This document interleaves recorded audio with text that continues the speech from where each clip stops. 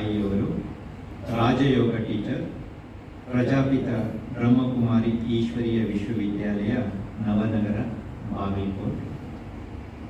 ಇವರು ತಮಗೆ ಒತ್ತಡದ ನಿರ್ವಹಣೆ ಯಾವ ರೀತಿ ಮಾಡಬೇಕು ಅದರ ಬಗ್ಗೆ, ಅದರ ಜೊತೆಗೆ ಇನ್ನೂ ಹಲವಾರು ವಿಷಯಗಳನ್ನು ತಮ್ಮೊಂದಿಗೆ ಚರ್ಚೆ ಮಾಡಲಿದ್ದಾರೆ, ಜೊತೆಗೆ ತಮಗೆ ಮಾರ್ಗದರ್ಶನ ನೀಡಿದ್ದಾರೆ.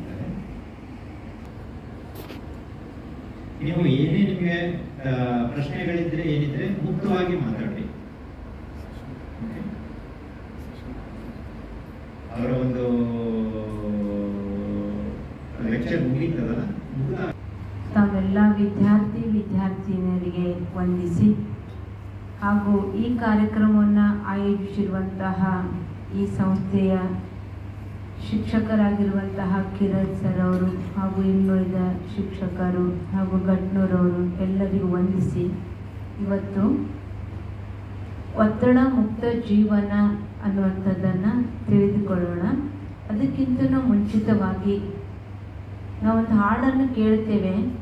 ಮಾತು ಮಾತಿಗೂ ಗೀತೆ ನುಡಿಯುತ್ತಿದೆ ಭಾರತ ದೇಶದಲ್ಲಿ, ಕೋಣೆ ಕೋಣೆಯಲ್ಲಿ ವೀಣೆ ನುಡಿಯುತ್ತಿದೆ ಕನ್ನಡ ನಾಡಿನಲ್ಲಿ ಅಂತ.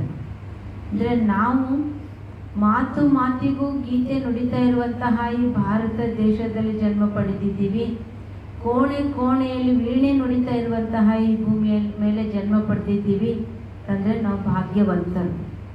ಭಾರತಕ್ಕೆ ಹೇಳಲಾಗ್ತದೆ ಪುಣ್ಯ ಭೂಮಿ, ಧರ್ಮಭೂಮಿ, ದೈವಭೂಮಿ, ಕರ್ಮಭೂಮಿ ಅಂತ.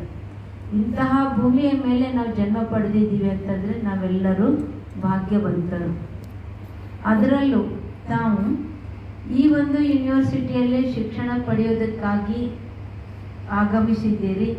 ತಮ್ಮೆಲ್ಲರಿಗೂ ಈ ಒಂದು ಪದವಿಯನ್ನು ಪಡೆಯೋದಕ್ಕಾಗಿ ತಮ್ಮ ಜರ್ನಿಯನ್ನು ಪ್ರಾರಂಭ ಮಾಡಿದ್ದೀರಿ, ಪ್ರಯಾಣವನ್ನು ಪ್ರಾರಂಭ ಮಾಡಿದ್ದೀರಿ. ಆ ಪ್ರಯಾಣಕ್ಕೆ ಹೃದಯಪೂರ್ವಕವಾದಂತಹ ಧನ್ಯವಾದಗಳು ಧನ್ಯವಾದಗಳು ಧನ್ಯವಾದಗಳು. ಯಾಕಂದರೆ ನಾವು ಎಲ್ಲಿಯಾದರೂ ಹೋಗಬೇಕು ಅಂತಂದರೆ ಮನಸ್ಸಿನಿಂದ ಹೋಗ್ತೀವಿ ಅಂತಂದರೆ ಅಲ್ಲಿವರೆಗೆ ಹೋಗಿ ಮುಟ್ತೀವಿ.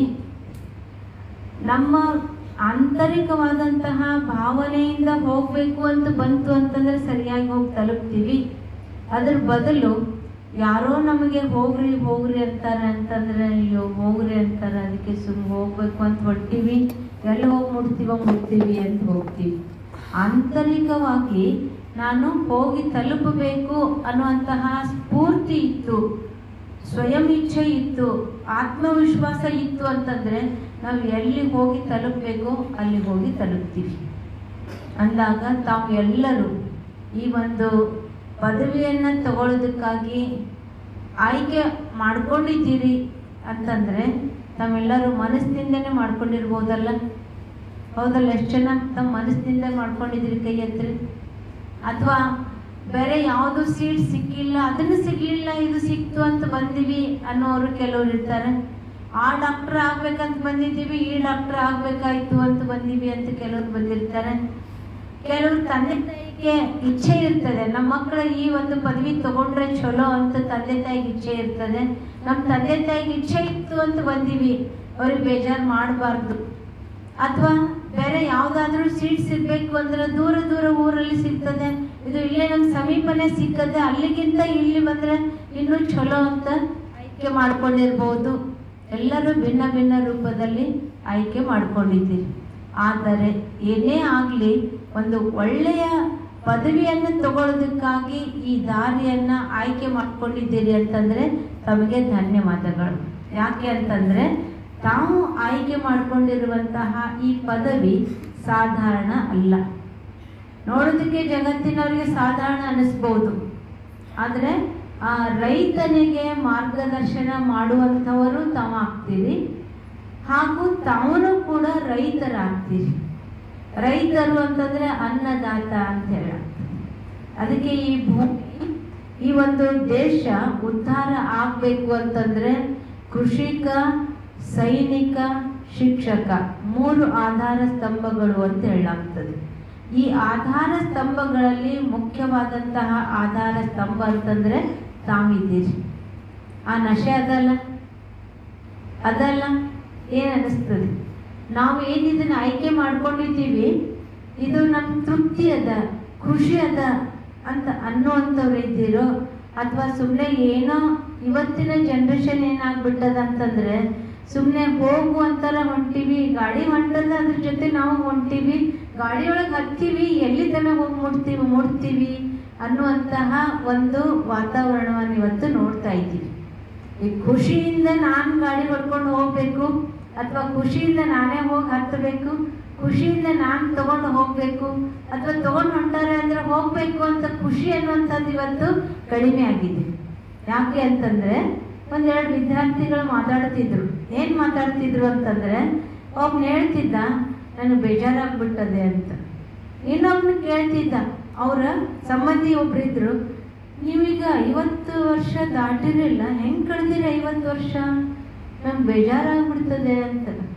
ಅಂದರೆ ಅವ್ರಿಗೇನು ಕಷ್ಟ ಇಲ್ಲ, ದುಡಿಯೋದಿಲ್ಲ, ಮತ್ತೊಂದು ಜವಾಬ್ದಾರಿ ಇಲ್ಲ, ತಂದೆ ತಾಯಿ ಎಲ್ಲ ಅನುಕೂಲತೆಗಳನ್ನು ಒದಗಿಸಿಕೊಟ್ಟು ಶಿಕ್ಷಣ ಪಡೆದು ನಿಮ್ಮ ದಾರಿಗೆ ಹೋಗ್ರಿ ಅಂತ ಕಳಿಸ್ತಾ ಇದ್ದಾರೆ. ಅಲ್ಲಿ ಹೋಗಬೇಕು ಅಂತಂದರೆ ನೀವು ಹೆಂಗೆ ಬದುಕಿರಿ 50 ವರ್ಷದ ತನಕ, ನಾವು ಬೇಜಾರಾಗ್ಬಿಟ್ಟದೆ ಅಂತ. ಅಂದರೆ ಇವತ್ತೇನಾಗ್ಬಿಟ್ಟದೆ ಅಂತಂದರೆ ಅಂತಹ ವಾತಾವರಣವನ್ನು ನಾವು ಎಲ್ಲರೂ ನೋಡ್ತಾ ಇದ್ದೀವಿ, ಎದುರಿಸ್ತಾ ಇದ್ದೀವಿ. ಯಾಕೆ ಈ ರೀತಿ ಆಗ್ತಾ ಇದೆ? ಖುಷಿ ಇಲ್ಲ, ಸಂತೋಷ ಇಲ್ಲ, ಬೇಕು ಇಲ್ಲ ಅಂತ ಅನುಭವ ಮಾಡ್ತೀವಿ. ಸಂತೋಷ ಇಲ್ಲ, ಖುಷಿ ಇಲ್ಲ, ಉತ್ಸಾಹ ಇಲ್ಲ. ಈಗ ಸಣ್ಣವ್ರ ಎದುರುಗಡೆ ಮುದುಕರು ನೋಡಿದ್ರೆ ಎಷ್ಟು ಚಂದ ಓಡ್ತಾರೆ, ಓಡಾಡ್ತಾರೆ, ಕೆಲಸ ಮಾಡ್ತಾರೆ, ಆಕ್ಟಿವ್ ಆಗಿರ್ತಾರೆ. ಅವ್ರ ಎದುರುಗಡೆ ನೋಡಿದ್ರೆ ಅಯ್ಯೋ ಸ್ವಲ್ಪ ಇದನ್ನು ಮಾಡ್ರಿ, ಇದನ್ನು ಮಾಡಬೇಕಾ, ಇದು ರೀ, ಇದು ಹಿಂಗೆ ಮಾಡೋದ್ರಿ, ಇದು ಹೆಂಗ್ರಿ ಅಂತ ಇಂಥ ಮಾತುಗಳನ್ನು ನಾವು ಕೇಳ್ತೀವಿ. ಹೌದಾ ಇಲ್ಲ? ನೋಡ್ತಿರಲ್ಲ ತಾವು. ಈಗ ತಮ್ಮ ಮನೆಯೊಳಗೆ ಹಿರಿಯರು ಇದ್ದಾರೆ, ತಾವು ಇದ್ದೀರಿ. ನಿಮಗೇನು ಅನಿಸ್ತದೆ? ಅವ್ರು ಆಕ್ಟಿವ್ ಇದ್ದಾರೆ ಅಂತ ಅನಿಸ್ತದೋ, ಅಥವಾ ಅವರಿಗಿಂತ ನಾವು ಆಕ್ಟಿವ್ ಇದ್ದೀವಿ ಅಂತ ಅನಿಸ್ತದೋ? ಏನು ಅನಿಸ್ತದೆ ಹೇಳ್ರಿ? ನೀವು ಆಕ್ಟಿವ್ ಇದ್ದೀವಿ ಅಂತ ಅನಿಸ್ತದೋ, ಅಥವಾ ನಮಗಿಂತ ದೊಡ್ಡವ್ರೇನಿದ್ದಾರಲ್ಲ ಹಿರಿಯರು, ಅವರೇ ನಮಗಿಂತ ಆಕ್ಟಿವ್ ಇದ್ದಾರೆ ಅಂತ ಅನಿಸ್ತದೋ? ಅಥವಾ ನಾನೇ ತಪ್ಪು ತಿಳ್ಕೊಂಡಿಲ್ಲ? ನಾನು ನೋಡಿದರೆ ಏನು ಅನಿಸ್ತದೆ, ದಿನನಿತ್ಯದ ವ್ಯವಹಾರಗಳಲ್ಲಿ ದಿನನಿತ್ಯ ನೋಡ್ತೀವಲ್ಲ, ನೋಡಿದ್ರೆ ಏನು ಅನಿಸ್ತದೆ ಅಂತಂದ್ರೆ ಇವರು ಸುಸ್ತಿದ್ದಾರೆ ಅಂತ ಅನಿಸ್ತದೆ.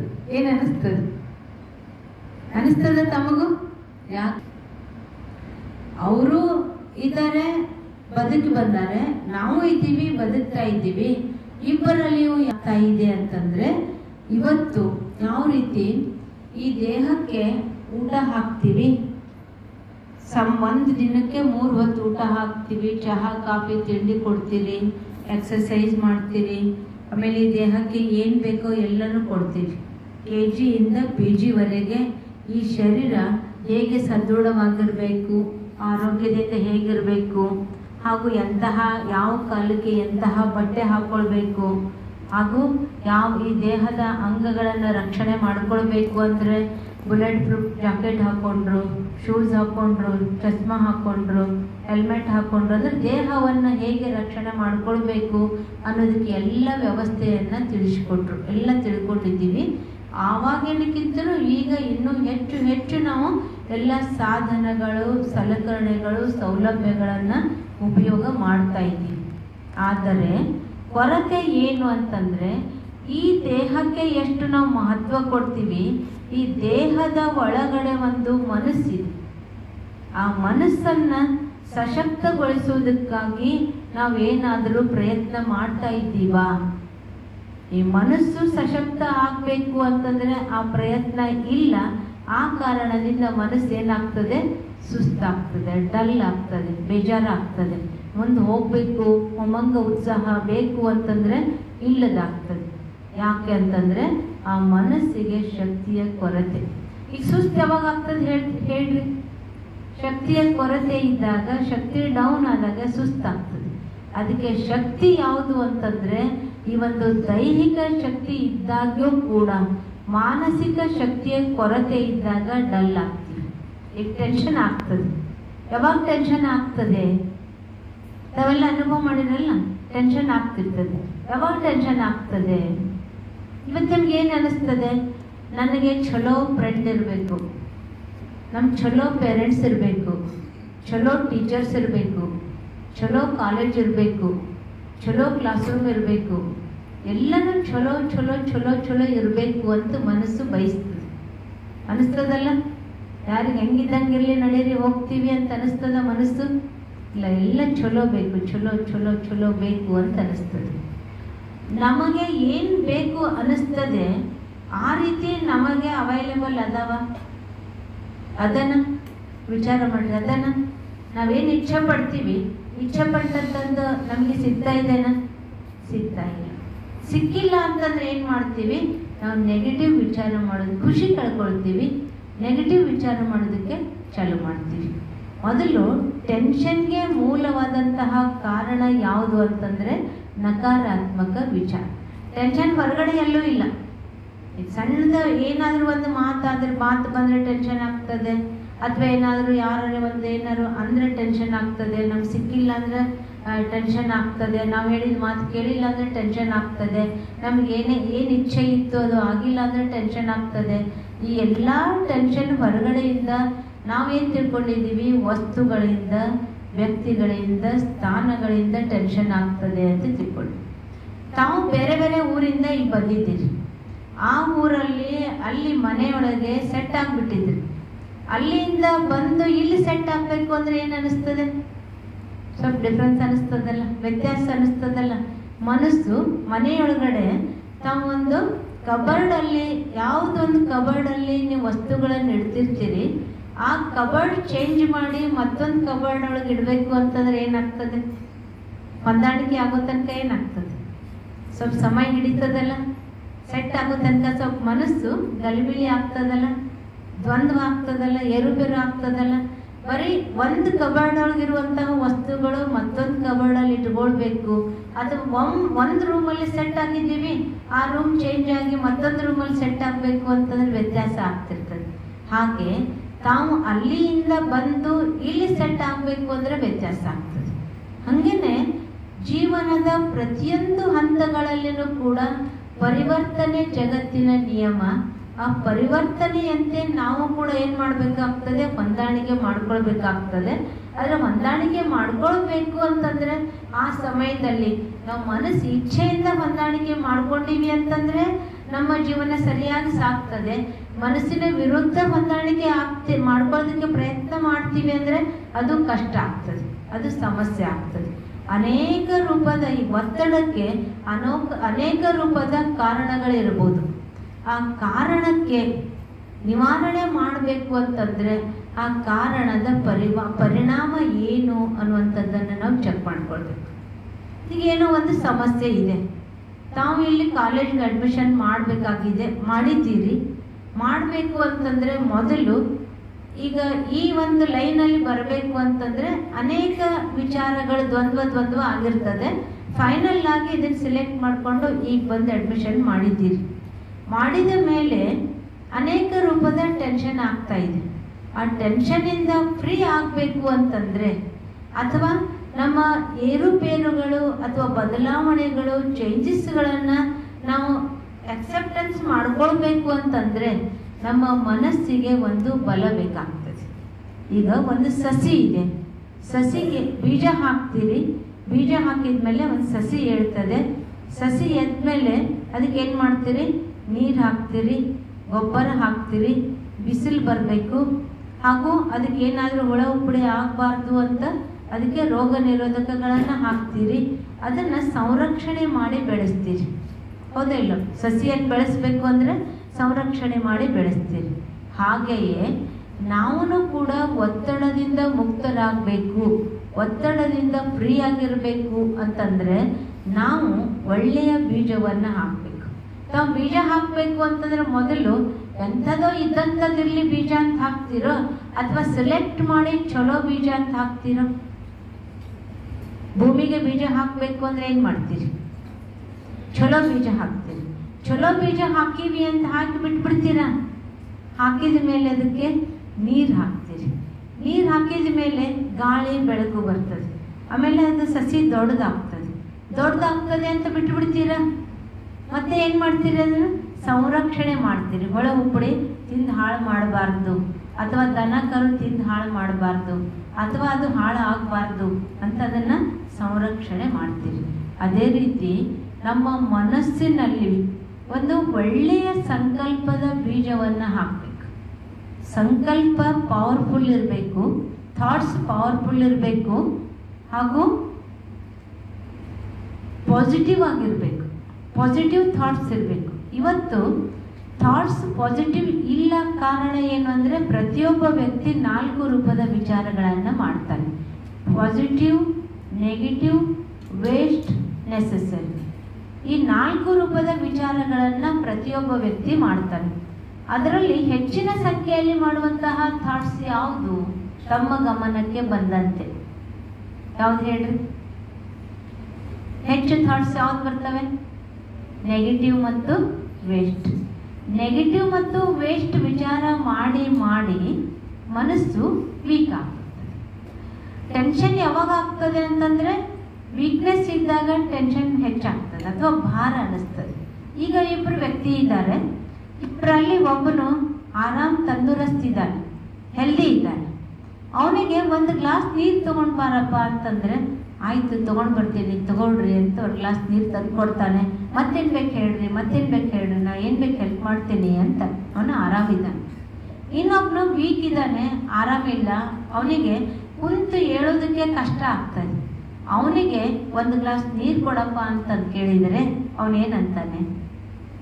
ಏನು ಕಷ್ಟ ಕೊಡ್ತಾರ್ರಿ ನನಗೆ, ಇರೋದಕ್ಕಿಂತ ಇನ್ನು ಸತ್ತಿದ್ರೆ ಚಲೋ ಇತ್ತು, ಆದರೆ ನನಗೆ ಭಾಳ ಕಷ್ಟ ಕೊಡ್ತಾರ್ರಿ ಅಂತ. ಕೆಲಸ ಇಬ್ಬರಿಗೂ ಒಂದೇ. ಇವನಿಗೆ ಈಸಿ ಆಯಿತು, ಅವನಿಗೆ ಕಷ್ಟ ಆಯಿತು. ಕಾರಣ ಏನು? ವೀಕ್ನೆಸ್ ಇರೋದ್ರಿಂದ ಇವನಿಗೆ ಕಷ್ಟ ಆಯಿತು, ಅವನು ಹೆಲ್ದಿ ಇರೋದ್ರಿಂದ ಈಸಿ ಆಯಿತು. ಇದು ಭೌತಿಕವಾಗಿ. ಮಾನಸಿಕವಾಗಿಯೂ ಕೂಡ ನಮ್ಮ ಮನಸ್ಸು ವೀಕ್ ಆಗಿದ್ದಾಗ ಒತ್ತಡ ಆಗ್ತದೆ, ಟೆನ್ಷನ್ ಆಗ್ತದೆ, ದ್ವಂದ್ವ ಆಗ್ತದೆ, ಪ್ರೆಷರ್ ಆಗ್ತದೆ. ಅನೇಕ ರೂಪದಿಂದ ನಾವು ಅನುಭವ ಮಾಡ್ತೀವಿ. ಯಾಕೆ ಅಂತಂದರೆ ನಮ್ಮ ಮನಸ್ಸು ವೀಕ್ ಇದ್ದಾಗ. ಹಾಗೆ ಈಗ ಯಾವ ರೀತಿ ಒಂದು ಸಸಿಗೆ ನಾವು ನೀರು ಹಾಕ್ತಾ ಹೋಗ್ತೀವಿ, ಸೂರ್ಯನ ಪ್ರಕಾಶ ಕೊಡ್ತೀವಿ, ಗಾಳಿ ಕೊಡ್ತೀವಿ ಅಂದಾಗ ಅದು ಸಸಿ ಚೆನ್ನಾಗಿ ಬೆಳೀತದೆ. ಹಾಗೆ ನಮ್ಮ ಜೀವನದ ಒಂದು ದಾರಿಯಲ್ಲಿ ನಾವು ಚೆನ್ನಾಗಿ ಹೋಗಬೇಕು. ನಮ್ದೊಂದು ಸಸಿನೂ ಕೂಡ, ಜೀವನ ಅನ್ನುವಂತಹ ಒಂದು ಸಸಿನೂ ಕೂಡ ಚೆನ್ನಾಗಿ ಬೆಳೆದು ಹೆಮ್ಮರ ಆಗಬೇಕು ಅಂತಂದರೆ ನಾವು ಒಳ್ಳೆ ವಿಚಾರಗಳ ಬೀಜ ಹಾಕಬೇಕು. ಈಗ ಯಾವ ರೀತಿ ಈ ಸಸಿಗೆ ಸೂರ್ಯನ ಬೆಳಕನ್ನು ಕೊಡ್ತೀವಿ, ಹಾಗೆ ನಮ್ಮ ಜೀವನ ಅನ್ನುವಂತಹ ಸಸಿಗೆ ಪರಮಾತ್ಮನ ಶಕ್ತಿಯ ಬೆಳಕನ್ನು ಕೊಡಬೇಕು. ನಮ್ಮ ಹತ್ರ ಈಗ ವೀಕ್ ಆಗಿದ್ದೀವಿ ಅಂತಂದ್ರೆ ಆ ಶಕ್ತಿ ಎಲ್ಲಿಂದ ಸಿಗ್ತದೆ? ವೀಕ್ ಆಗಿದ್ದೀವಿ ಅಂತಂದ್ರೆ ಶಕ್ತಿ ಔಷಧ ಅಂಗಡಿಯೊಳಗೆ ಹೋಗಿ ಸ್ವಲ್ಪ ನನಗೆ ಮನಸ್ಸಿನ ಶಕ್ತಿ ಸಿಗುವಂತಹ ಔಷಧಿ ಕೊಡ್ರಿ ಅಂತಂದ್ರೆ ಸಿಗ್ತದ? ಶಾಂತಿ, ಪ್ರೀತಿ, ಕರುಣೆ, ಕ್ಷಮೆ, ವಿಶ್ವಾಸ, ಖುಷಿ, ಈ ಶಕ್ತಿಗಳು ಅಥವಾ ಈ ಗುಣಗಳು ನಮ್ಗೆ ಸಿಗಬೇಕು. ಅದಕ್ಕೆ ಸ್ವಲ್ಪ ಈ ಗುಣಗಳನ್ನು ಹೆಚ್ಚು ಮಾಡಿಕೊಳ್ಳುವಂತಹ ಅಥವಾ ಗುಣಗಳನ್ನು ಬೆಳೆಸುವಂತಹ ಯಾವುದಾದ್ರೂ ಔಷಧಿ, ಗುಳಿಗೆ, ಇಂಜೆಕ್ಷನ್ ಕೊಡ್ರಿ ಅಂತಂದ್ರೆ ಸಿಗ್ತದ? ಇಲ್ಲ. ಯಾಕೆ ಅಂತಂದ್ರೆ ಅದು ಹೊರಗಡೆ ಸಿಗುವಂಥದ್ದಲ್ಲ. ಆ ಶಕ್ತಿ ಇನ್ನರ್ ಪವರ್ ಅಂತ ಹೇಳ್ತೀವಿ, ಇನ್ನೇಟ್ ಕ್ವಾಲಿಟೀಸ್ ಅಂತ ಹೇಳ್ತೀವಿ, ನಮ್ಮ ಒಳಗಡೆನೆ ಇದೆ. ಅದನ್ನ ಅರಿವು ಮಾಡ್ಕೊಳ್ಬೇಕಾಗಿದೆ. ಈಗ ಸರ್ ಹೇಳಿದ್ರಲ್ಲ, ಈ ಕಾರ್ಯಕ್ರಮದ ಉದ್ದೇಶನೇ ಏನು ಅಂದ್ರೆ ಅರಿವು ಮಾಡಿಕೊಳ್ಳುವಂಥದ್ದು. ಯಾವ ಅರಿವು? ಏನು ಅರಿವು ಮಾಡ್ಕೊಳ್ಬೇಕಾಗಿದೆ ಅಂದರೆ ನಾನು ಯಾರು, ಎಲ್ಲಿಂದ ಬಂದೆ, ಯಾತಕ್ಕಾಗಿ ಬಂದೆ, ನಾನು ಹೋಗುವುದು ಎಲ್ಲಿಗೆ, ನನ್ನ ಜೀವನದ ಲಕ್ಷ್ಯ ಏನು, ನಮ್ಮ ಜೀವನದ ಲಕ್ಷ್ಯ ಏನು. ಈಗ ತಾವು ಈಗ ತಿಳುವಳಿಕೆ ಬಂದವರು ಇದ್ದೀರಿ, ಈಗ ತಿಳುವಳಿಕೆ ಹಂತದಲ್ಲಿ ಪ್ರವೇಶ ಮಾಡ್ತಾ ಇದ್ದೀರಿ.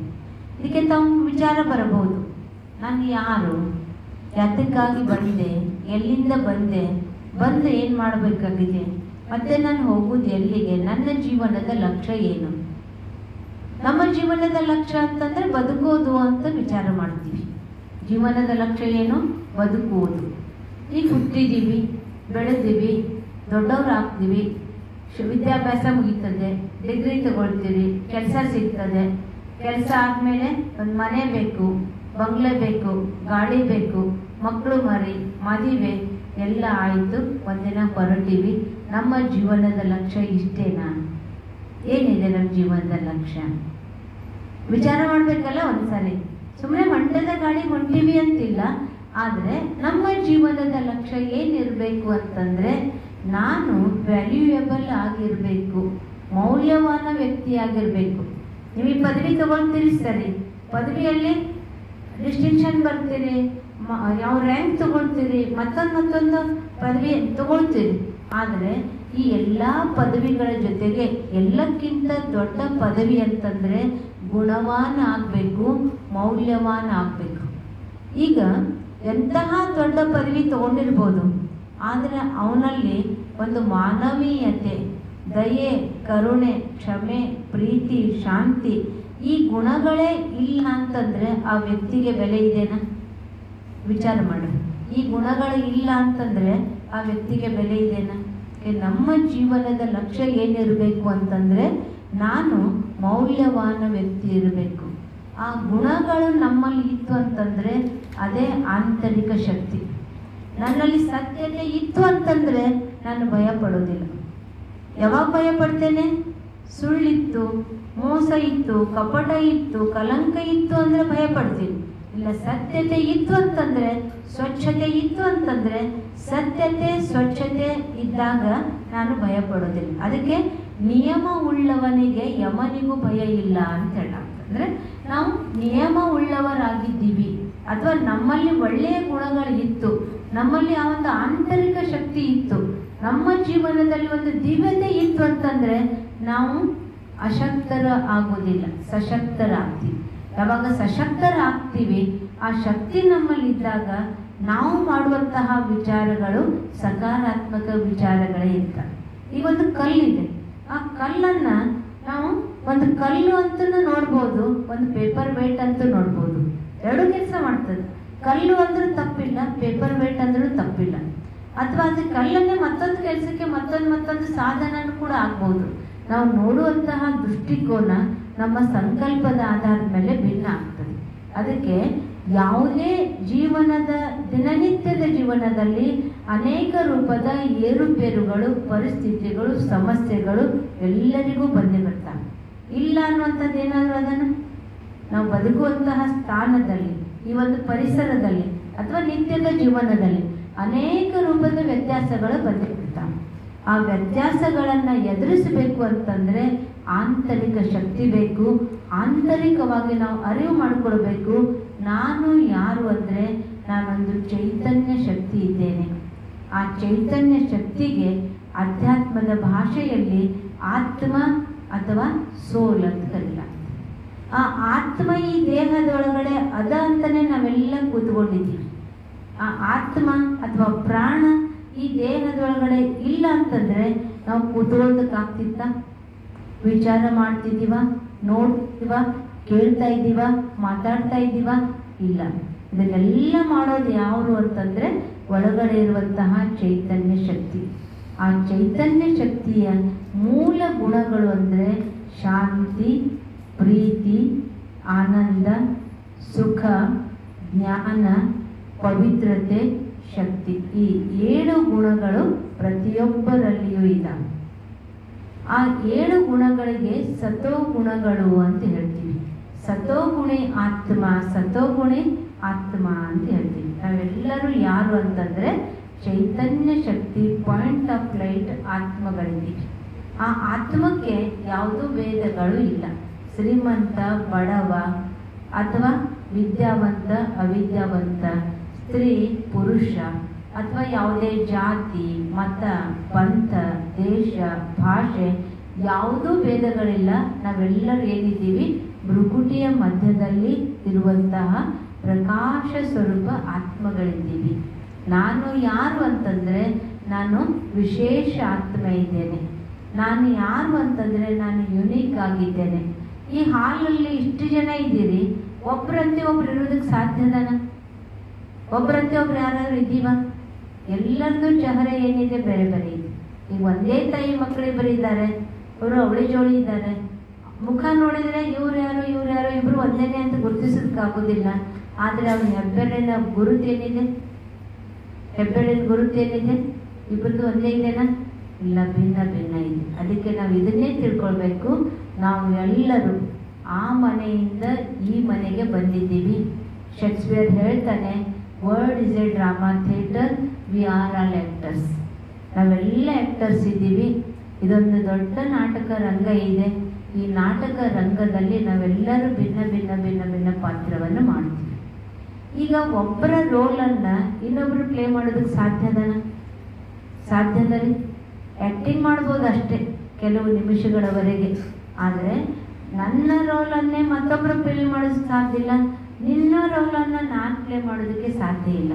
ಪ್ರತಿಯೊಬ್ಬರು ನಮ್ಮ ನಮ್ಮ ರೋಲನ್ನು ಚೆನ್ನಾಗಿ ಪ್ಲೇ ಮಾಡ್ತಾ ಇದ್ದೀವಿ. ನಮ್ಮ ಬಗ್ಗೆ ನಮಗೇನಿರಬೇಕು ಅಂತಂದರೆ ಸೆಲ್ಫ್ ರೆಸ್ಪೆಕ್ಟ್ ಇರಬೇಕು. ನಾನೇನಿದ್ದೀನಿ, ನಾನು ಕಪ್ಪಿದ್ದೀನ ರೈಟ್, ಬೆಳಗಿದ್ದೀನ ರೈಟ್, ಎತ್ತರಿದ್ದೀನ ರೈಟ್, ಗಿಡ್ಡಿದ್ದೀನ ರೈಟ್, ಶ್ರೀಮಂತ ಇದ್ದೀನ ರೈಟ್, ಬಡವ ಇದ್ದೀನ ರೈಟ್, ಏನಿದ್ದೀನಿ ಅಲ್ಲ ಅದು ನನ್ನಂತಹ ಪಾತ್ರ ಈ ಜಗತ್ತಿನಲ್ಲಿ ಬೇರೆ ಯಾರ್ದು ಇಲ್ಲ. ವಿಚಾರ ಮಾಡಿ, ಇದನ್ನ ತಮ್ಮ ತಿಳುವಳಿಕೆ ಬಂದಾಗಿನಿಂದ ಇಲ್ಲಿವರೆಗೆ ನೋಡ್ತಾ ಇದ್ದೀನಿ. ಒಬ್ರು ಇನ್ನೊಬ್ಬರನ್ನ ನೋಡ್ತಾ ಇದ್ದೀನಿ, ಒಬ್ರಂತೆ ಒಬ್ರು ಇದೀವ. ಅದಕ್ಕೆ ನಮ್ಮನ್ನ ಬೇರೆಯವರ ಜೊತೆಗೆ ಕಂಪೇರ್ ಮಾಡ್ಕೊಳ್ಬಾರ್ದು. ಟೆನ್ಷನ್ ಯಾವಾಗ ಆಗ್ತದೆ ಅಂದರೆ ನಮ್ಮನ್ನ ಬೇರೆಯವ್ರ ಜೊತೆಗೆ ಕಂಪೇರ್ ಮಾಡ್ಕೊಳ್ತೀವಿ. ಕಂಪೇರ್ ಮಾಡ್ಕೊಂಡಾಗ ಏನಾಗ್ತದೆ? ಅಭಿಮಾನ ಆದ್ರೂ ಬರ್ಬೋದು, ಅಪಮಾನ ಆದ್ರೂ ಆಗ್ಬೋದು. ನನಗಿಂತ ಕಡಿಮೆ ಇದ್ರು ಅಂತಂದ್ರೆ ನನಗೆ ಅಭಿಮಾನ ಬರ್ತದೆ, ನನಗಿಂತ ಹೆಚ್ಚಿದ್ರು ಅಂತಂದ್ರೆ ಅಪಮಾನ. ಯಾವುದೇ ವಿಷಯದಲ್ಲಿ ಶ್ರೀಮಂತ ಬಡವ ಇರ್ಬೋದು, ಸುಂದರತೆ ಇರ್ಬೋದು, ಅಥವಾ ಧನ ಸಂಪತ್ತಿನಲ್ಲಿ ಇರ್ಬೋದು, ಯಾವುದೇ ವಿಷಯದಲ್ಲಿ ನನ್ನನ್ನ ಬೇರೆಯವ್ರ ಜೊತೆಗೆ ಕಂಪೇರ್ ಮಾಡ್ಕೊಂಡಾಗ ಏನಾಗ್ತದೆ? ತೃಪ್ತಿಯಿಂದ ಇರ್ತೀವ? ಖುಷಿಯಿಂದ ಇರ್ತೀವ? ಪ್ರೀತಿಯಿಂದ ಇರ್ತೀವ? ನೆಮ್ಮದಿಯಿಂದ ಇರ್ತೀವ? ಇಲ್ಲ, ಎಲ್ಲವನ್ನು ಕಳ್ಕೊಳ್ತೀವಿ. ಯಾಕೆ ಅಂತಂದ್ರೆ ಯಾವುದು ಸತ್ಯ ಇದೆಯೋ ಅದನ್ನ ಬಿಟ್ಟು ಸುಳ್ಳಿರೋದನ್ನೇ ಸತ್ಯ ಅಂತ ತಿಳ್ಕೊಳ್ತೀವಲ್ಲ, ಆಗ ನಾವು ಶಾಂತಿ, ನೆಮ್ಮದಿ, ಟೆನ್ಷನ್ ಮುಕ್ತ ಆಗಿರೋದಕ್ಕೆ ಸಾಧ್ಯ ಇಲ್ಲ. ಅದರಿಂದ ಸತ್ಯ ಏನು ಅಂತಂದ್ರೆ ನಮ್ಗೆಲ್ಲರದೂ ಪಾತ್ರ ಭಿನ್ನ ಭಿನ್ನ ಇದೆ. ನನ್ನ ಪಾತ್ರ ಏನಿದೆಯಲ್ಲ ಯುನೀಕ್ ಪಾತ್ರ ಇದೆ. ನನ್ನಂತಹ ಪಾತ್ರ ಜಗತ್ತಿನಲ್ಲಿ ಬೇರೆ ಯಾರು ಮಾಡೋದಕ್ಕೆ ಸಾಧ್ಯ ಇಲ್ಲ. ಆ ಕ್ರಿಯೇಟರ್ ಏನು ನನಗೆ ಕ್ರಿಯೇಟ್ ಮಾಡಿದ್ದಾನೋ ಅವನಿಗೆ ಕೋಟಿ ಕೋಟಿ ಧನ್ಯವಾದಗಳು. ಈಗ ಎಲ್ಲರೂ ಒಂದೇ ಥರ ಆ್ಯಕ್ಟಿಂಗ್ ಮಾಡ್ತಿದ್ದೀವಿ ಅಂತಂದ್ರೆ ಚೆನ್ನಾಗಿ ಕಾಣಿಸ್ತಿತ್ತ? ಇಲ್ಲ, ವೈವಿಧ್ಯಮಯ ಇತ್ತು ಅಂತಂದ್ರೆ ಚೆನ್ನಾಗಿರ್ತದೆ. ಅದಕ್ಕೆ ನಾವೆಲ್ಲರೂ ವೈವಿಧ್ಯಮಯ ಇದ್ದೀವಿ, ಇದೇ ಜಗತ್ತಿನಲ್ಲಿ ಇದ್ದೀವಿ.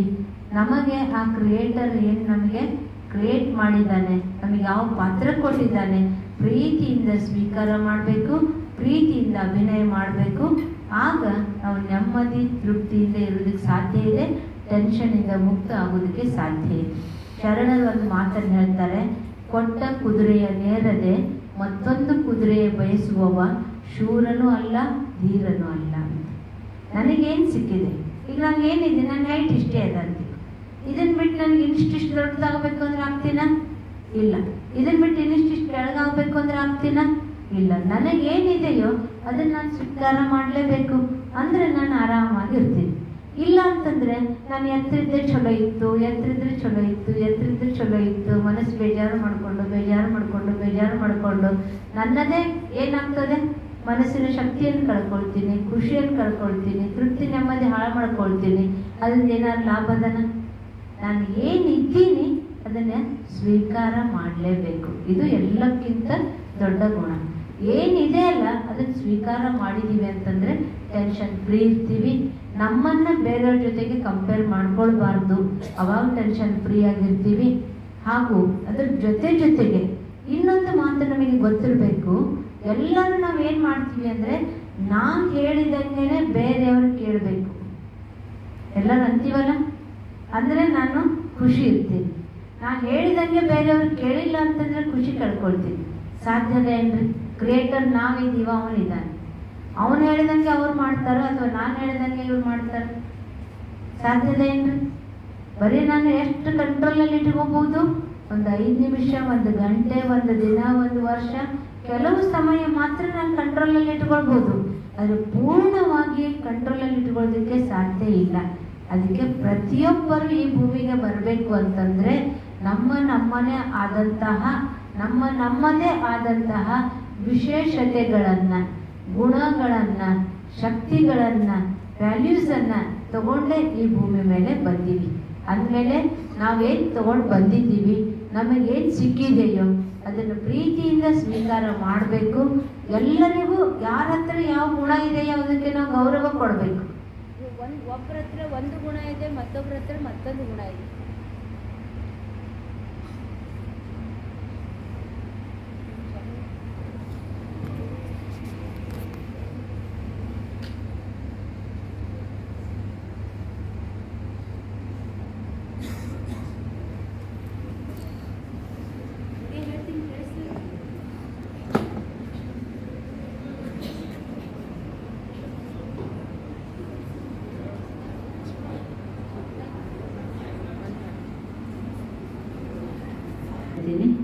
ನನ್ನಂಗೆ ಇಲ್ಲದೆ ಬೇರೆ ವಿಚಾರ, ಬೇರೆ ಕ್ವಾಲಿಟಿ ಇತ್ತು ಅಂದರೆ ಅವ್ರು ಬರೇನೇ ಅದಾರ ಬಿಡ್ರಿ ಅಂತೀವಿ. ಆದರೆ ಇದು ಸರಿಯಾ? ನಾವೇನು ಮಾಡ್ತೀವಿ? ಅವ್ರು ಬರೇದಾರೆ ಅಂತೀವಿ. ಇಲ್ಲ, ಅವ್ರ ಹತ್ರ ಏನಿದೆ ಅದಕ್ಕೂ ನಾವು ರೆಸ್ಪೆಕ್ಟ್ ಕೊಡಬೇಕು, ನಮ್ಮ ಹತ್ರ ಏನಿದೆ ಅದಕ್ಕೂ ರೆಸ್ಪೆಕ್ಟ್ ಕೊಡಬೇಕು. ಆವಾಗ ನಾವು ಟೆನ್ಷನಿಂದ ಫ್ರೀ ಇರೋದಕ್ಕೆ ಸಾಧ್ಯ ಆಗ್ತದೆ. ಅದಕ್ಕೆ ಸದಾ ಇದನ್ನೇ ತಿಳ್ಕೊಳ್ಬೇಕು, ನಾನು ಈ ದೇಹದ ಒಳಗಡೆ ಇರುವಂತಹ ಚೈತನ್ಯ ಶಕ್ತಿ ಇದ್ದೇನೆ. ಆ ಚೈತನ್ಯ ಶಕ್ತಿಯಲ್ಲಿರುವಂತಹ ಗುಣಗಳು ಶಾಂತಿ, ಪ್ರೀತಿ, ಆನಂದ, ಖುಷಿ, ಪವಿತ್ರತೆ, ಶಕ್ತಿ, ಜ್ಞಾನ, ಈ ಎಲ್ಲ ಗುಣಗಳು ನನ್ನಲ್ಲಿ ಇದ್ದಾವೆ ಅನ್ನೋದನ್ನು ಸ್ಮೃತಿ ಮಾಡಿಕೊಂಡು ಪಾಸಿಟಿವ್ ಥಾಟ್ಸ್ ಮಾಡ್ತಾ ಇದ್ದೀವಿ ಅಂತಂದರೆ ಟೆನ್ಷನಿಂದ ಫ್ರೀ ಆಗ್ತೀವಿ. ಈಗ ಉದಾಹರಣೆಗೆ ಒಬ್ಬ ಪತಿ ಇರ್ತಾರೆ, ಅವ್ರ ಮನೆಗೆ ಒಬ್ಬರು ಗೆಸ್ಟ್ ಬಂದಿರ್ತಾರೆ. ಗೆಸ್ಟ್ ಬಂದಾಗ ಚಹಾ ತೊಗೊಂಡು ಹೋಗ್ತಿರ್ತಾರೆ. ಆ ಚಹಾ ತೊಗೊಂಡು ಹೋಗ್ಬೇಕು ಅಂದರೆ ಕೈ ಒಳಗಿನ ಕಪ್ಪು ಕೆಳಗಡೆ ಬಿದ್ದು ಬಿಡ್ತದೆ. ಅವಾಗ ಪತಿ ಏನಂತಾರೆ, ಆಯ್ತು ಹೋಗ್ಲಿ ಬಿಡು, ಮತ್ತೊಂದು ಮಾಡ್ಕೊಂಬ ಅಂತಾರೆ. ಅಂದರೆ ಇದೇ ಘಟನೆ ಇನ್ನೊಂದು ಮನೆಯೊಳಗೆ ಆಗ್ತದೆ.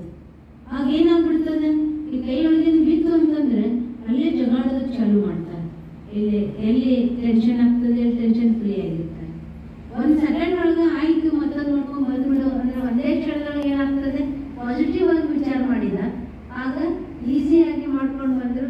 ವಾತಾವರಣ ಕ್ಲಿಯರ್ ಆಗಿತ್ತು, ವಾತಾವರಣ ಕೂಲ್ ಆಗಿತ್ತು. ಆದರೆ ಅದ್ರ ಬದಲು ಚೆಲ್ಲಿ ಬಿಟ್ರು ಅಂತಂದ್ರೆ ಯಾವಾಗ ಹಿಂಗೆ ಮಾಡ್ತೀಯ ಅಂತ ಚೆಲ್ಲಿ ಬಿಟ್ಟು ಹಾಳು ಮಾಡಿದ್ವಿ. ಜನರು ಎದುರುಗಡೆ ಬಂದಾಗ ನನ್ನ ಮರ್ಯಾದೆ ಕಳೆದೆ ಅಂತ ಜೋರಾಗೆಲ್ಲ ಓಡಾಡಿದರೆ ಏನಾಗ್ಬಿಡ್ತದೆ, ವಾತಾವರಣ ಕೆಟ್ಬಿಟ್ರೆ ಟೆನ್ಷನ್ ಆಗ್ತದೆ. ಅದಕ್ಕೆ ಯಾಕೆ ಈ ರೀತಿ ಆಯಿತು ಅಂದರೆ ಅವ್ರು ನೆಗೆಟಿವ್ ಆಗಿ ಅದೇ ಘಟನೆಯನ್ನು ಅವ್ರು ನೆಗೆಟಿವ್ ಆಗಿ ತಗೊಂಡ್ರು, ಅದೇ ಘಟನೆಯನ್ನು ಇವ್ರು ಏನು ಮಾಡಿದ್ರು, ಪಾಸಿಟಿವ್ ಆಗಿ ತಗೊಂಡ್ರು. ಅದಕ್ಕೆ ನಿತ್ಯದ ವ್ಯವಹಾರಗಳಲ್ಲಿ ಸಣ್ಣ ಪುಟ್ಟ ವಿಚಾರಗಳಲ್ಲಿ ನಾವೇನಾಗ್ತೀವಿ, ಸ್ಟ್ರೆಸ್ ಆಗ್ತೀವಿ. ಈಗ ಕೂತ್ಕೊಂಡಿದ್ದೀವಲ್ಲ, ಕೂತ್ಕೊಂಡಿರ್ಬೇಕಾದ್ರೆ ಅಕ್ಕಿನ ಪಕ್ಕಕ್ಕೆ ಹೋಗಿ ಇಕ್ಕಿ ಕೂತ್ಕೊಂಡ್ಲು ಅಂತಂದ್ರೆ ನನ್ನ ಹತ್ರ ಬಂದು ಕೂತ್ಕೊಳ್ಳಿಲ್ಲ, ಅಲ್ಲಿ ಕೂತ್ಕೊಂಡ್ಲು ಅಂತದಕ್ಕೆ ಟೆನ್ಷನ್ ಮಾಡ್ಕೊಬಿಡೋದು. ಅಥವಾ ನಾನು ಕರಿಬೇಕು ಅಂತಂದ್ರೆ ನನ್ನ ಕರೀಲಿಲ್ಲ, ಅಕ್ಕಿನ ಕರೆದು ಅಂತ ಟೆನ್ಷನ್ ಮಾಡ್ಕೊಳ್ಳೋದು. ಅಥವಾ ನೀವೇನಾದ್ರು ಊಟ ಮಾಡ್ತಿರ್ತೀರಲ್ಲ, ಅವಾಗ 10 ಜನಕ್ಕೆ ಒಂದೇ ಸರಿ ಕರೆಯೋದಕ್ಕಾಗ್ತದ? ಫಸ್ಟ್ ಒಬ್ರಿಗೆ ಕರಿಬೇಕು, ನೆಕ್ಸ್ಟ್ ಒಬ್ರಿಗೆ ಕರಿಬೇಕು, ಬಾ ಊಟ ಮಾಡೋಣ, ಈಗ ಅಕ್ಕಿನೇ ಕರೆದಲ್ಲ, ನಾನು ಕರೀಲಿಲ್ಲ ಅಂತ ಏನಾಗ್ಬಿಡ್ತದೆ. ಸಣ್ಣ ವಿಷಯಗಳಿಗೆ ನಾವೇನು ಮಾಡ್ತೀವಿ, ಡಿಸ್ಟರ್ಬ್ ಆಗ್ತೀವಿ. ಆ ಸಣ್ಣ ವಿಷಯಗಳನ್ನ ಮನಸ್ಸೊಳಗೆ ಇಟ್ಕೊಂಡು ಭಾರ ಆಗ್ತದೆ. ಈಗ ನೋಡ್ರಿ, ನಾನೀಗ ಈ ಬಾಟಲ್ ಕೈಯೊಳಗೆ ಹಿಡ್ಕೊಂಡಿದ್ದೀನಿ. ಈ ಬಾಟಲ್ ಕೈಯೊಳಗೆ ಹಿಡ್ಕೊಂಡಾಗ ನನಗೆ ಏನು ಭಾರ ಇಲ್ಲ, ಆರಾಮಿದ್ದೀನಿ. ಇದೇ ಬಾಟಲನ್ನ ಒಂದು 15 ನಿಮಿಷ ಹಿಡ್ಕೊಳ್ರಿ ಅಂತ ನೀವು ಹೇಳ್ತೀವಿ. 15 ನಿಮಿಷ ಹಿಡ್ಕೊಂಡಾಗ ನನಗೆ ಏನಾಗ್ತದೆ, ಭಾರ ಆಗ್ತದಲ್ಲ. ಹಾಗೆ ಯಾವುದೇ ಒಂದು ವಿಚಾರವನ್ನ ನಮ್ಮ ಮನಸ್ಸಿನಲ್ಲಿ ಬಹಳತ್ತಿನವರೆಗೆ ಅದನ್ನೇ ವಿಚಾರ ಮಾಡ್ತಾ ಇದ್ದೀವಿ ಅಂತಂದ್ರೆ ಅದೇ ನಮಗೆ ಟೆನ್ಷನ್ ಆಗ್ತದೆ, ಸ್ಟ್ರೆಸ್ ಆಗ್ತದೆ. ಅದಕ್ಕೆ ಆ ವಿಚಾರಗಳನ್ನ ಅರ್ಥ ಮಾಡಿಕೊಂಡು ಪಾಸಿಟಿವ್ ಆಗಿರೋ ತಗೊಂಡಿವಿ ಅಂತಂದ್ರೆ ಅಲ್ಲಿ ಮನಸ್ಸು ಮಧುರಾಗ್ಬಿಡ್ತದೆ. ನಾವು ನೆಗೆಟಿವ್ ಆಗಿ ತಗೊಂಡು ಅದನ್ನೇ ಮೇಲಿನ ಮೇಲೆ ವಿಚಾರ ಮಾಡ್ತಾ ಇದ್ದೀವಿ ಅನ್ನೋದು ಭಾರ ಆಗ್ತದೆ. ಅದಕ್ಕೆ ನೋಡ್ರಿ, ಏನಾದ್ರೂ ಟೆನ್ಷನ್ ಆಗಿತ್ತು ಅಂತಂದ್ರೆ ಮೊದಲು ಏನೇ ಆಗ್ತದೆ, ತೊಂದರೆ ಅನಿಸ್ತದೆ ಮನಸ್ಸೊಳಗೆ ತೊಂದರೆ ಆಯ್ತು ಅಂತಂದ್ರೆ ಅವಾಗ ಏನ್ ಅನಿಸ್ತದೆ, ಬೇಜಾರಾಗ್ತದೆ, ಯಾರ ಜೊತೆ ಮಾತಾಡೋದಕ್ಕಾಗುದಿಲ್ಲ, ಊಟ ಮಾಡೋದಕ್ಕೆ ಮನಸ್ಸಾಗುದಿಲ್ಲ, ಎಲ್ಲರ ಜೊತೆಗೆ ಮಿಕ್ಸ್ ಆಗೋದಕ್ಕೆ ಮನಸ್ಸಾಗುದಿಲ್ಲ. ಆಮೇಲೆ ತಲೆನೋವು ಪ್ರಾರಂಭ ಆಗ್ತದೆ. ತಲೆನೋವು ಪ್ರಾರಂಭ ಆದ್ಮೇಲೆ ಊಟ ಮಾಡೋದಕ್ಕೆ ಮನಸ್ಸಾಗಿಲ್ಲ, ಊಟ ಮಾಡಿಲ್ಲ ಅಂದ್ರೆ ಎಸಿಡಿಟಿ ಪ್ರಾರಂಭ ಆಗ್ತದೆ. ಈ ರೀತಿ ಮನಸ್ಸಿನ ವಿಚಾರ ಸಂಬಂಧಗಳಿಂದ ದೇಹದ ಮೇಲೆ ಪ್ರಭಾವ ಆಗ್ತದೆ. ನಾವು ಮನಸ್ಸಿನಿಂದ ಪಾಸಿಟಿವ್ ಆಗಿ ವಿಚಾರ ಮಾಡ್ತಿದ್ದೀವಿ ಅಂತಂದ್ರೆ ದೇಹನೂ ಕೂಡ ನಾವು ಪಾಸಿಟಿವ್ ಆಗಿ ರಿಯಾಕ್ಷನ್ ಮಾಡ್ತದೆ. ಮನಸ್ಸಿನಿಂದ ನೆಗೆಟಿವ್ ಆಗಿ ವಿಚಾರ ಮಾಡ್ತಿದ್ದೀವಿ ಅಂತಂದ್ರೆ ದೇಹದ ಮೇಲೆ ನೆಗೆಟಿವ್ ಆಗಿ ರಿಯಾಕ್ಷನ್ ಆಗ್ತದೆ. ಅದಕ್ಕೆ ನಮ್ಮ ಮನಸ್ಸು, ನಮ್ಮ ದೇಹ, ನಮ್ಮ ಪರಿವಾರ, ನಮ್ಮ ಸಂಬಂಧಗಳು ಚೆನ್ನಾಗಿರ್ಬೇಕು, ಟೆನ್ಷನ್ ಫ್ರೀ ಆಗಿರ್ಬೇಕು ಅಂತಂದ್ರೆ ಅದು ಎಲ್ಲದಕ್ಕೂ ಮೂಲ ಕಾರಣ ಅಂತಂದ್ರೆ ನಮ್ಮ ಮನಸ್ಸಿನ ವಿಚಾರಗಳು. ಅದಕ್ಕೆ ಒಬ್ಬ ಮೊಸರು ಎಮೋಟೋ ಅನ್ನುವಂತಹ ವಿಜ್ಞಾನಿ ಪ್ರಯೋಗ ಮಾಡ್ತಾನೆ. ಒಂದೆರಡು ಕಂಟೈನರ್ಗಳಲ್ಲಿ ಅನ್ನ ಹಾಕ್ತಾನೆ. ಒಂದು ಕಂಟೈನರ್ ಮೇಲೆ ಡಬ್ಬಿ ಮೇಲೆ ಏನ್ ಬರೀತಾನೆ, ಮದರ್ ತೆರೇಸಾ ಅಂತ ಬರೀತಾನೆ. ಇನ್ನೊಂದು ಕಂಟೈನರ್ ಮೇಲೆ ಅಡಾಲ್ಫ್ ಹಿಟ್ಲರ್ ಅಂತ ಬರೀತಾನೆ. ಎರಡನ್ನು ಪಬ್ಲಿಕ್ಕಿಗೆ ಕಾಣುವಂತ ಪ್ಲೇಸ್ ಅಲ್ಲಿ ಇಡ್ತಾನೆ. ದಿನ ನೋಡ್ತಾ ನೋಡ್ತಾ ಹೋಗ್ತಾರೆ. ಎಲ್ಲರೂ ನೋಡ್ತಾರಲ್ಲ, ಇದನ್ನ ಮದರ್ ತೆರೇಸಾ ಅಂತ ಆ ಹೆಸರು ನೋಡಿದಾಗ ಏನಾಗ್ತದೆ, ವಿಚಾರ ಪಾಸಿಟಿವ್ ಆಗಿ ವಿಚಾರ ಮಾಡ್ತಾರೆ. ಈಗ ಅಡಾಲ್ಫ್ ಹಿಟ್ಲರ್ ಅಂತ ಹೆಸರು ನೋಡಿದ್ರೆ ಕ್ರೂರಿ, ನೀಚ, ದುಷ್ಟ ಅಂತ ಆ ಕಡೆಗೆ ಆ ರೀತಿ ವಿಚಾರ ಬರ್ತದೆ. ನಂತರದಲ್ಲಿ ಎರಡು ನೋಡಿದಾಗ ಈ ಡಬ್ಬಿಯೊಳಗಿನ ಅನ್ನ ಬಿಳಿ ಇರ್ತದೆ, ಈ ಡಬ್ಬಿಯೊಳಗಿನ ಅನ್ನ ಕಪ್ಪು ಕಾಣಿಸ್ತದೆ.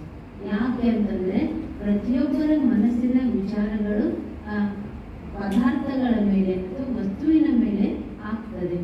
ಅದೇ ರೀತಿ ನೀರಿನ ಮೇಲೆ ಪ್ರಯೋಗ ಮಾಡಿ ನೋಡಿದ. ಒಂದು ಬಟ್ಲಲ್ಲಿ ನೀರಿಟ್ಟು ಆ ನೀರಿಗೆ ಒಳ್ಳೊಳ್ಳೆ ವಿಚಾರಗಳನ್ನು ಹಾಕಿದ, ಒಳ್ಳೆಯ ವಿಚಾರಗಳನ್ನ ನೀರಿನ ಎದುರುಗಡೆ ಕುರಿತು ಮಾಡಿದ. ಆಗ ಆ ನೀರನ್ನು ಕ್ರಿಸ್ಟಲೈಸ್ ಮಾಡಿದಾಗ ಸುಂದರವಾದಂತಹ ಆಕೃತಿ ಅದರಲ್ಲಿ ಕಂಡು ಬಂತು. ಮತ್ತೊಂದು ಬಟ್ಲಲ್ಲಿ ನೀರು ಹಾಕಿಟ್ಟು ಆ ಬಟ್ಟಲ್ ಮುಂದೆ ಕೆಟ್ಟ ಕೆಟ್ಟ ವಿಚಾರಗಳನ್ನು ಮಾಡಿದಾಗ ವಿಕೃತವಾದಂತಹ ಆಕೃತಿ ಅದರಲ್ಲಿ ಕಂಡು ಬಂತು. ಹಾಗೆ ನಮ್ಮ ದೇಹದಲ್ಲಿ ಸುಮಾರು 70% ನೀರಿದೆ. ಈ ಪ್ರಕೃತಿಯ ತತ್ವಗಳೇ ಈ ದೇಹದಲ್ಲಿ ಇದ್ದಾವೆ. ನಾವೇನು ವಿಚಾರ ಮಾಡ್ತೀವಿ ಆ ವಿಚಾರದ ಪ್ರಭಾವ ಮೊದಲು ನಮ್ಮ ಮೇಲೆ ಆಗ್ತದೆ. ನಾವು ಒಳ್ಳೆಯದು ವಿಚಾರ ಮಾಡಿದ್ರು ಕೂಡ ಆ ಒಳ್ಳೆಯದ್ರ ವಿಚಾರ ನನ್ನ ದೇಹದ ಮೇಲೆ ಆಗ್ತದೆ. ಕೆಟ್ಟದ್ದು ವಿಚಾರ ಮಾಡಿದ್ರು ಕೂಡ ಆ ಕೆಟ್ಟದ್ದು ವಿಚಾರ ಮೊದಲು ನನ್ನ ದೇಹದ ಮೇಲೆ ಆಗ್ತದೆ. ಅದಕ್ಕೆ ನಾವು ಮಾನಸಿಕವಾಗಿ, ದೈಹಿಕವಾಗಿ ಸಶಕ್ತರಾಗಿರ್ಬೇಕು, ಆರೋಗ್ಯದಿಂದ ಇರಬೇಕು ಅಂತಂದ್ರೆ ನಮ್ಮ ಮನಸ್ಸಿನ ವಿಚಾರಗಳ ಮೇಲೆ ನಾವು ಬಹಳಷ್ಟು ಅಟೆನ್ಷನ್ ಇರಬೇಕು. ಅದಕ್ಕೆ ಟೆನ್ಷನ್ ಯಾವಾಗ ಆಗ್ತದೆ ಅಂತಂದ್ರೆ ಅಟೆನ್ಷನ್ ಕೊರತೆಯಿಂದ. ಅನ್ನುವಂಥದ್ದು ಅವೇರ್ನೆಸ್ ಇಲ್ಲ ಅಂತಂದ್ರೆ ಟೆನ್ಷನ್ ಆಗ್ತದೆ. ಅವೇರ್ನೆಸ್ ಯಾರು ಮಾಡಿದೀವಿ ಅಂತಂದ್ರೆ ಅಟೆನ್ಷನ್ ಇಂದ ಇರ್ತೀವಿ, ಟೆನ್ಷನ್ ಇಂದ ಫ್ರೀ ಆಗೋದಕ್ಕೆ ಸಾಧ್ಯ ಆಗ್ತದೆ. ಈಗ ಯಾವಾಗ ಪ್ರೆಷರ್ ಇಂದ ಮುಕ್ತ ಆಗ್ತೀವಿ ಅವಾಗ ಪ್ಲೀಸರ್ ಒಳಗೆ ಇರೋದಕ್ಕೆ ಸಾಧ್ಯ ಆಗ್ತದೆ. ಅದಕ್ಕೆ ಟೆನ್ಷನ್ ಇಂದ ಮುಕ್ತ ಆಗ್ಬೇಕು ಅಂತಂದ್ರೆ ನಾವು ಮೊದಲು ಅಟೆನ್ಷನ್ ಅಲ್ಲಿ ಇರ್ಬೇಕು. ಏನ್ ಅಟೆನ್ಷನ್ ಇರಬೇಕು ಅಂತಂದ್ರೆ ನಾನು ನನ್ನ ಬಗ್ಗೆ ನನಗೆ ಸೆಲ್ಫ್ ರೆಸ್ಪೆಕ್ಟ್ ಇರಬೇಕು. ನಾನು ಏನಿದ್ದೀನಿ ಅದು ಚೆನ್ನಾಗಿದ್ದೀನಿ, ನನಗೇನು ಸಿಕ್ಕಿದೆ ಅದು ಚೆನ್ನಾಗಿದೆ, ನನ್ನ ಪೇರೆಂಟ್ಸ್ ಎಂಥವ್ರಿದ್ದಾರೆ ಭಾಳ ಒಳ್ಳೆಯವರು, ನಮ್ಮ ಟೀಚರ್ಸ್ ಎಂಥವ್ರಿದ್ದಾರೆ ಭಾಳ ಒಳ್ಳೆಯವರು, ನಾನು ಇರುವಂಥ ಪ್ಲೇಸ್ ಏನಿದೆ ಭಾಳ ಒಳ್ಳೆಯದು, ನಮ್ಮ ಕಾಲೇಜ್ ಅಂತದಿದೆ ಭಾಳ ಒಳ್ಳೆಯದು, ಇಲ್ಲಿ ಅಡ್ಮಿನಿಸ್ಟ್ರೇಷನ್ ಅಂತದಿದೆ ಭಾಳ ಒಳ್ಳೆಯದು. ಎಲ್ಲದಕ್ಕೂ ನಾವು ಪಾಸಿಟಿವ್ ಆಗಿದ್ದೀವಿ ಅಂತಂದ್ರೆ ಏನಾಗ್ತದೆ, ರಿಸಲ್ಟ್ ಕೂಡ ನನಗೆ ಎಲ್ಲ ರೂಪದಿಂದನೂ ಪಾಸಿಟಿವ್ ಆಗೇ ಬರ್ತದೆ. ಅದಕ್ಕೆ ಈ ಒತ್ತಡ ಎಲ್ಲೂ ಹೊರಗಡೆಯಿಂದ ಹುಟ್ಟಲಿಲ್ಲ, ನನ್ನ ಮನಸ್ಸೊಳಗನೆ ಹುಟ್ಟಿತು. ನನ್ನ ಮನಸ್ಸೊಳಗನೆ ಆ ಒಂದು ಟೆನ್ಷನ್ ಹುಟ್ಟುಕೊಂಡಿದ್ದು. ಅದಕ್ಕೆ ಆ ಟೆನ್ಷನ್ ಇಂದ ಫ್ರೀ ಆಗಬೇಕು ಅಂದ್ರೆ ನನ್ನ ಮನಸ್ಸಿನಿಂದನೇ ನಾವು ಮೊದಲು ಪ್ರಾರಂಭ ಮಾಡಬೇಕು. ಅದಕ್ಕೆ ಸಕಾರಾತ್ಮಕ ಚಿಂತನೆ ಅರ್ಥಾತ್ ಶ್ರೇಷ್ಠ ವಿಚಾರಗಳನ್ನ ಮಾಡಬೇಕು. ಯಾವ ರೀತಿ ಒಬ್ಬ ವ್ಯಕ್ತಿ ಆರೋಗ್ಯದಿಂದ ಇರಬೇಕು ಅಂದ್ರೆ ಡಾಕ್ಟರ್ ಏನ್ ಹೇಳ್ತಾರೆ, ಸಮತೋಲನ ಆಹಾರ ತಗೊಳ್ಬೇಕು, ಎಕ್ಸಸೈಸ್ ಮಾಡಬೇಕು, ರೆಸ್ಟ್ ಮಾಡಬೇಕು. ಸಮತೋಲನ ಆಹಾರ ತಗೊಳ್ಬೇಕು, ಎಕ್ಸಸೈಸ್ ಮಾಡಬೇಕು, ರೆಸ್ಟ್ ಮಾಡಬೇಕು ಅಂದಾಗ ದೇಹದ ಆರೋಗ್ಯ ಚೆನ್ನಾಗಿರ್ತದೆ ಅಂತ ಹೇಳಿದ್ರು. ಹಾಗೆ ಮನಸ್ಸಿನ ಆರೋಗ್ಯನೂ ಕೂಡ ಚೆನ್ನಾಗಿರ್ಬೇಕು ಅಂದ್ರೆ ಈ 3 ಮಾತುಗಳನ್ನು ನಾವು ಲಕ್ಷ್ಯದಲ್ಲಿ ಇಡಬೇಕು. ಒಂದನೆಯದು ಒಳ್ಳೆಯ ವಿಚಾರಗಳ ಆಹಾರ ಮನಸ್ಸಿಗೆ ಹಾಕಬೇಕು.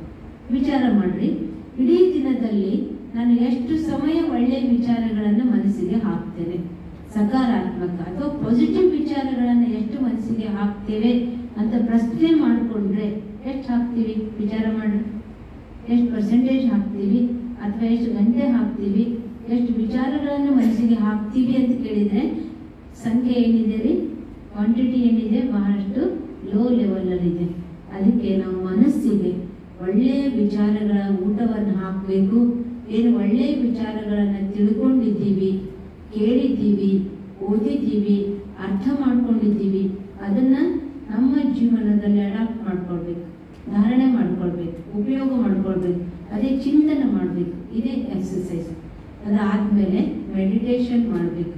ಮೆಡಿಟೇಷನ್ ಅಂತಂದರೆ ರೆಸ್ಟ್ ಇದ್ದಂಗೆ. ಯಾವ ರೀತಿ ಈ ದೇಹಕ್ಕೆ ನಾವು ಮಲ್ಕೊಳ್ತೀವಿ, ರೆಸ್ಟ್ ಅಂತ ಹೇಳ್ತೀವಿ, ಅಥವಾ ಪರಿಶ್ರಮದಿಂದ ಆರಾಮಾಗಿರ್ತೀವಿ, ಅದಕ್ಕೆ ರೆಸ್ಟ್ ಅಂತ ಹೇಳ್ತೀವಿ.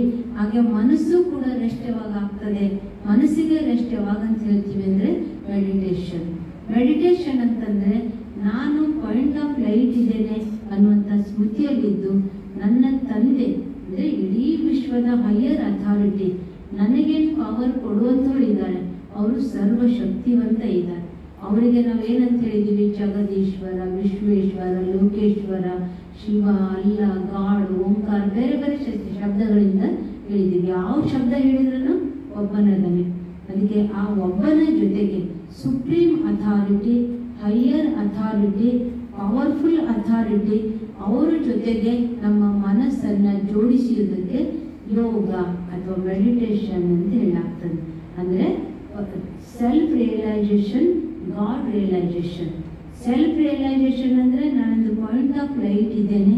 ಗಾಡ್ ರಿಯಲೈಸೇಷನ್ ಅಂತಂದರೆ ಪರಮಾತ್ಮನೂ ಕೂಡ ಅಥವಾ ಸುಪ್ರೀಂ ಅಥಾರಿಟಿನೂ ಕೂಡ ಪವರ್ಫುಲ್ ಇದೆ, ಸುಪ್ರೀಂ ಪವರ್ ಇದೆ. ಈಗ ಯಾವ ರೀತಿ ಬ್ಯಾಟ್ರಿ ಡಿಸ್ಚಾರ್ಜ್ ಆಯಿತು ಅಂದರೆ ಏನು ಮಾಡ್ತೀವಿ, ಪವರ್ ಜೊತೆ ಕನೆಕ್ಷನ್ ಕೊಡ್ತೀವಿ, ಪ್ಲಗ್ ಹಾಕ್ತೀವಿ, ಬಟನ್ ಆನ್ ಮಾಡ್ತೀವಿ, ಚಾರ್ಜ್ ಆಗ್ತದೆ, ಇಡೀ ದಿನ ಕೆಲಸಕ್ಕೆ ತಗೊಳ್ತೀವಿ. ಹಾಗೆ ನಮ್ಮ ಮನಸ್ಸಿನ ಬ್ಯಾಟ್ರಿನೂ ಕೂಡ ಈಗ ವೀಕ್ ಆಗಿದೆ. ವೀಕ್ ಆಗಿರುವಂತಹ ಬ್ಯಾಟ್ರಿಯನ್ನು ಚಾರ್ಜ್ ಮಾಡಬೇಕು ಅಂತಂದರೆ ಆ ಸುಪ್ರೀಂ ಅಥಾರಿಟಿ ಜೊತೆಗೆ ನಮ್ಮ ಮನಸ್ಸನ್ನು ಜೋಡಿಸಬೇಕು. ಕಮ್ಯುನಿಕೇಶನ್ ವಿತ್ ಗಾಡ್ ಅಂತ ಹೇಳ್ತೀವಿ, ಅಥವಾ communication with supreme authority, supreme power. ಆ ಭಗವಂತನ ಜೊತೆಗೆ ನಮ್ಮ ಮನಸ್ಸನ್ನು ಜೋಡಿಸೋದಕ್ಕೆ ಮೆಡಿಟೇಷನ್ ಅಂತ ಹೇಳಲಾಗ್ತದೆ. ಆ ಮೆಡಿಟೇಷನನ್ನು ಹೇಗೆ ಮಾಡಬೇಕು ಅನ್ನೋದನ್ನು ನಾನು ಹೇಳ್ತೀನಿ, ತಾವು ಅದೇ ರೀತಿ ಅನುಭವ ಮಾಡಿ. ಸರಿಯಾಗಿ ಕೂತ್ಕೊಳ್ರಿ, ಸ್ಟ್ರೇಟಾಗಿ ಕೂತ್ಕೊಳ್ರಿ.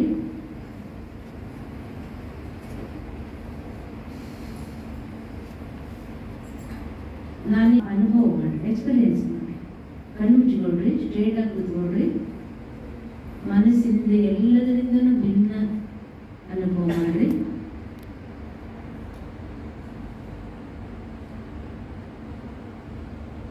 ನಾನು ಹಣೆಯ ಮಧ್ಯದಲ್ಲಿ ಬೆಳಗುತ್ತಿರುವಂತಹ ಪ್ರಕಾಶಮಾನವಾದ ಜ್ಯೋತಿಯಾಗಿದ್ದೇನೆ. ನಾನು ಪಾಯಿಂಟ್ ಆಫ್ ಲೈಟ್ ಆಗಿದ್ದೇನೆ.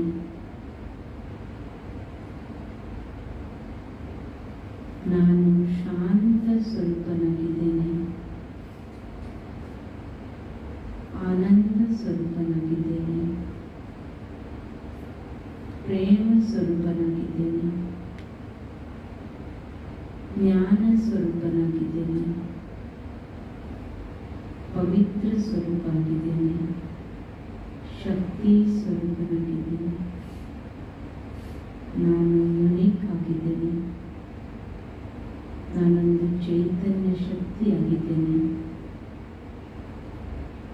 ನನ್ನ ಮನೆ ಸೂರ್ಯ, ಚಂದ್ರ, ನಕ್ಷತ್ರಗಳಿಗಿಂತಲೂ ದೂರ ಇರುವಂತಹ, ಸ್ವಯಂ ಪ್ರಕಾಶ ಇರುವಂತಹ,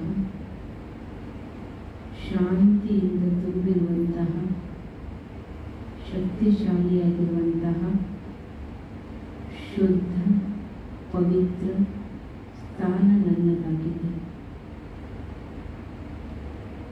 ನನ್ನ ಮನೆ ಈ ದೇಹದ ಜಗತ್ತಿನಿಂದ ಭಿನ್ನವಾಗಿರುವಂತಹ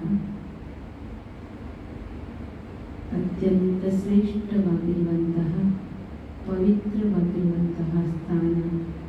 ಅದಕ್ಕೆ ಶಾಂತಿಧಾಮ, ನಿರ್ವಾಣಧಾಮ, ಪರಮಧಾಮ ಅಂತ ಹೇಳಾಗ್ತದೆ. ಆ ಮನೆ ನನ್ನ ಮನೆ. ನಾನೀಗ ಮನಸ್ಸು ಬುದ್ಧಿಯಿಂದ ಸಂಕಲ್ಪದ ಮೂಲಕ ನನ್ನ ಮನೆಗೆ ಹೋಗ್ತಾ ಇದ್ದೇನೆ. ಆಹಾ, ನಾನು ಶಾಂತ ಸ್ವರೂಪ. ನನ್ನ ಮನೆಯು ಶಾಂತ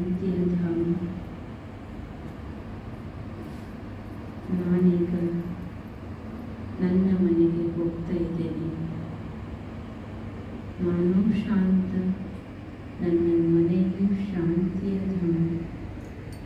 ನನ್ನ ಮನೆಯಲ್ಲಿ ನನ್ನ ತಂದೆ ಇದ್ದಾರೆ. ನನ್ನ ಮನೆಯಲ್ಲಿ ಸುಪ್ರೀಂ ಪವರ್ ಇದ್ದಾರೆ. ನನ್ನ ಮನೆಯಲ್ಲಿ ಹೈಯರ್ ಅಥಾರಿಟಿ, ವಿಶ್ವದ ಹೈಯರ್ ಅಥಾರಿಟಿ, ಯಾರಿಗೆ ನಾನು ಗಾಡ್ ಅಂತ ಹೇಳ್ತೀನೋ, ಯಾರಿಗೆ ನಾನು ಅಲ್ಲ ಅಂತ ಹೇಳ್ತೀನೋ, ಯಾರಿಗೆ ನಾನು ಶಿವ ಅಂತ ಹೇಳ್ತೀನೋ, ಯಾರಿಗೆ ನಾನು ಜಗದೀಶ್ವರ, ವಿಶ್ವೇಶ್ವರ, ಲೋಕೇಶ್ವರ, ಪರಮೇಶ್ವರ ಅಂತ ಹೇಳ್ತೀನೋ, ಆ ಸುಪ್ರೀಂ ಪವರ್ ನನ್ನ ಮನೆಯಲ್ಲಿದ್ದಾರೆ. ಏ ತಂದೆಯೇ, ನೀನು ತಂದೆ, ನಾನು ಮಗುವಿದ್ದೇನೆ. ನೀನು ಬಿಂದು, ನಾನು ಬಿಂದು. ನೀನು ಶಾಂತಿಯ ಸಾಗರ, ನಾನು ಶಾಂತ ಸ್ವರೂಪ. ನೀನು ಪ್ರೇಮ ಸಾಗರ, ನಾನು ಪ್ರೇಮ ಸ್ವರೂಪ. ನೀನು ಆನಂದದ ಸಾಗರ, ನಾನು ಆನಂದ ಸ್ವರೂಪ.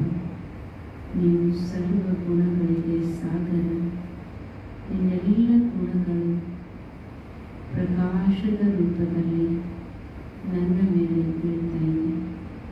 ನಾನು ಪಾಯಿಂಟ್ ಆಫ್ ಲೈಟ್ ಇದ್ದೇನೆ.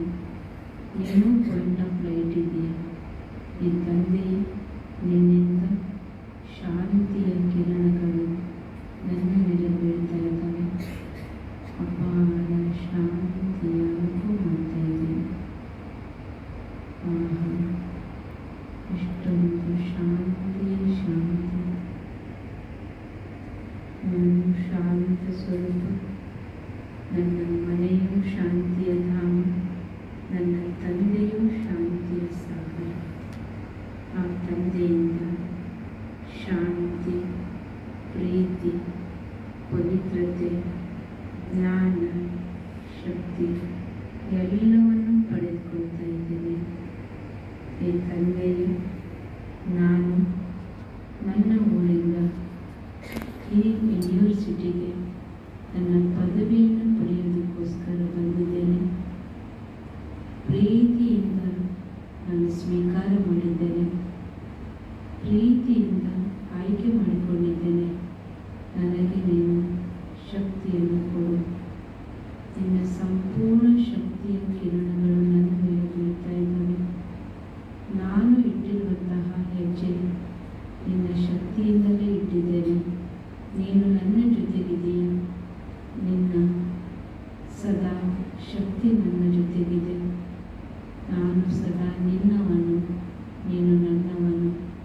ನನ್ನ ಈ ಒಂದು ಪದವಿಯ ಪ್ರಯಾಣವನ್ನು ಸುಗಮಗೊಳಿಸುವಂತಹ ಶಕ್ತಿದಾತ ನೀನಾಗಿದ್ದೀಯ. ಈ ತಂದೆಯೇ, ನೀನು ನನಗೆ ಎಲ್ಲ ರೂಪದ ಶಕ್ತಿಯನ್ನು ಕೊಡ್ತಾ ಇದ್ದೀಯ. ನೀನು ಸರ್ವಶಕ್ತಿವಂತ. ನಿನ್ನಿಂದ ನಾನು ಶಕ್ತಿಯನ್ನು ಪಡೆದುಕೊಳ್ತಾ ಇದ್ದೇನೆ. ನಿನ್ನಿಂದ ನಾನು ಗುಣಗಳನ್ನು ಪಡೆದುಕೊಳ್ತಾ ಇದ್ದೇನೆ. ಈ ಎಲ್ಲ ಗುಣಗಳಿಂದ ನಾನು ಬೆಲೆಯುಳ್ಳಂತಹ, ಯೋಗ್ಯವಾದಂತಹ, ಮೌಲ್ಯವುಳ್ಳಂತಹ ಮಹಾನ್ ವ್ಯಕ್ತಿ ಆಗ್ತಾ ಇದ್ದೇನೆ.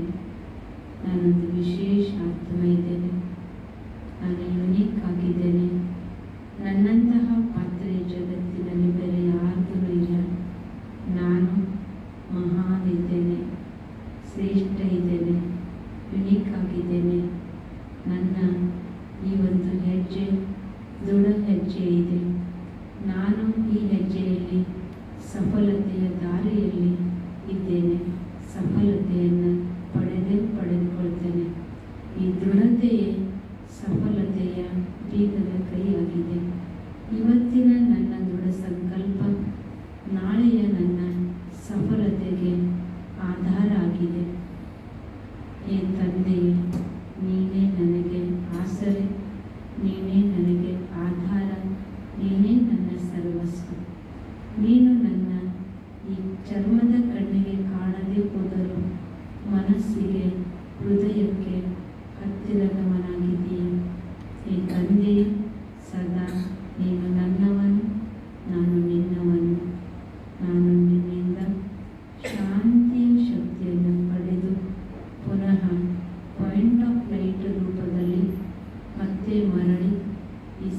ಕಾಲೇಜು ಅಂತೀರಿ